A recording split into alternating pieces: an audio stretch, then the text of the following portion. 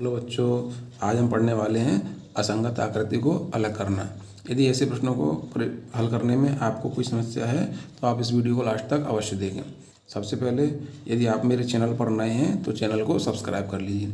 देखिए, हमें यहाँ एक प्रश्न दिखाई दे रहा है और हमें कुछ आकृतियाँ दिखाई दे रही हैं।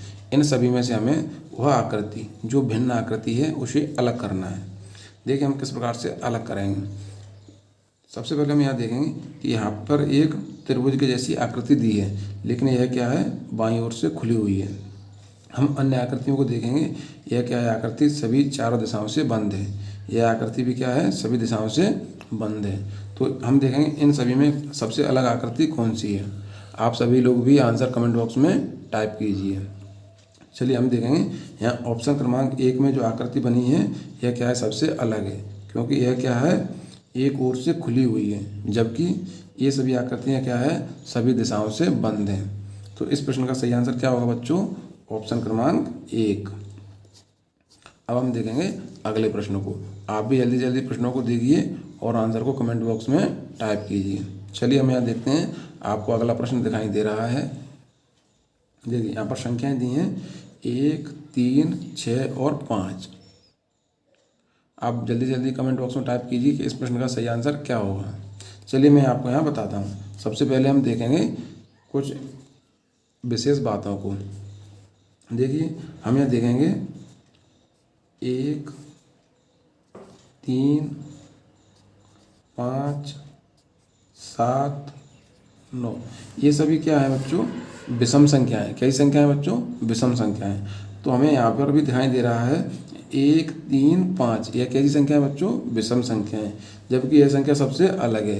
तो यह संख्या कैसी है बच्चों, यह एक सम संख्या है। कैसी है बच्चों, सम संख्या है।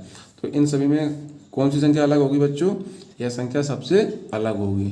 तो इस प्रश्न का सही आंसर क्या होगा बच्चों, ऑप्शन क्रमांक 3, क्योंकि यह सभी संख्या कैसी हैं, विषम संख्याएं हैं, जबकि यह संख्या क्या है, सम संख्या है। अब आपको समझ में आ गया होगा। चलिए हम अगला प्रश्न देखते हैं। चलिए आप भी जल्दी जल्दी इस प्रश्न को हल कीजिए और आंसर को कमेंट बॉक्स में टाइप कीजिए। देखिए हमें यहाँ कुछ संख्याएं दिखाई दे रही हैं 2, 4, 8 और 11। हमें इन सभी में एक अलग संख्या को छांटना है और वही हमारा क्या होगा बच्चों, आंसर होगा। चलिए हम यहाँ देखते हैं। इससे पहले प्रश्न में भी हमने देखा था, हम यहाँ देखेंगे सम संख्याओं को। क्या देखेंगे बच्चों, सम संख्याओं।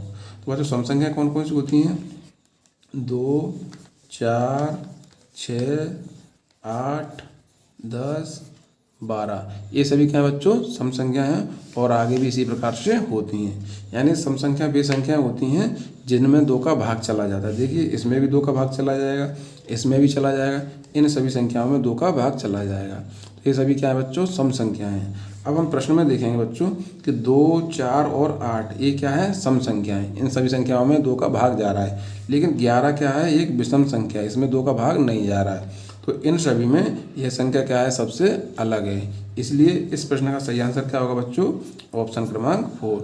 आप भी जल्दी से जल्दी आंसर कमेंट बॉक्स में टाइप करते चलिए और वीडियो अच्छा लगे तो लाइक का बटन दबाएं और अपने दोस्तों को भी बताएं। चलिए बच्चों हम अगला प्रश्न देखते हैं। चलिए यहाँ पर भी एक संख्याओं से संबंधित प्रश्न दिया है। आप भी इसको जल्दी से जल्दी हल कीजिए और आंसर को कमेंट बॉक्स में टाइप कीजिए। चलिए इस प्रश्न को हल करने से पहले सबसे पहले हम कुछ देखेंगे। क्या है बच्चों,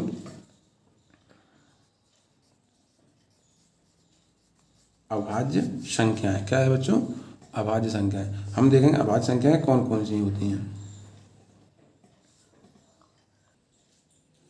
देखिए बच्चों अभाज्य संख्याएं कौन कौन सी होती है बच्चों, 1, 2, 5, 7, 11, इस प्रकार से सभी क्या है, अभाज्य संख्याएं होती हैं। तो हम देखेंगे बच्चों ये सभी क्या है बच्चों, अभाज्य संख्याएं। यानी अभाज्य संख्याएं वे संख्याएं होती हैं जिनमें किसी अन्य संख्या का भाग नहीं जाता है। देखिए 5 में किसी अन्य संख्या का भाग नहीं जाएगा, लेकिन हम देखेंगे यहाँ जो संख्या हमें दी है 9, इसमें क्या है, 3 का भाग चला जाता है। तो यह संख्या कैसी है बच्चों, भाज्य संख्या है। तो हम देखेंगे इन सभी संख्याओं में यह संख्या क्या है, सबसे अलग है और यही हमारा आंसर है।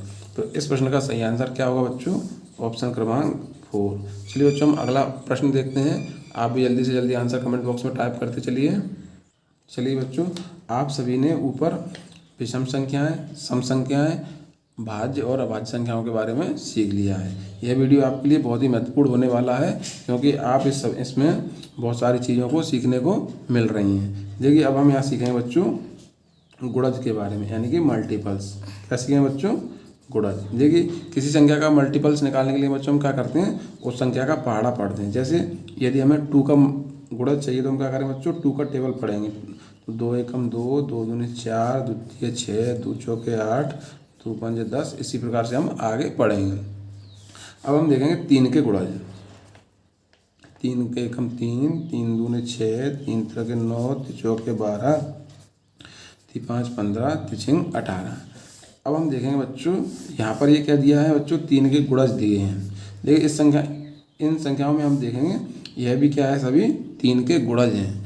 लेकिन इस संख्या को हम देखेंगे यह क्या है, 3 के गुणज नहीं है। तो हम देखेंगे यह संख्या क्या है, सबसे अलग है।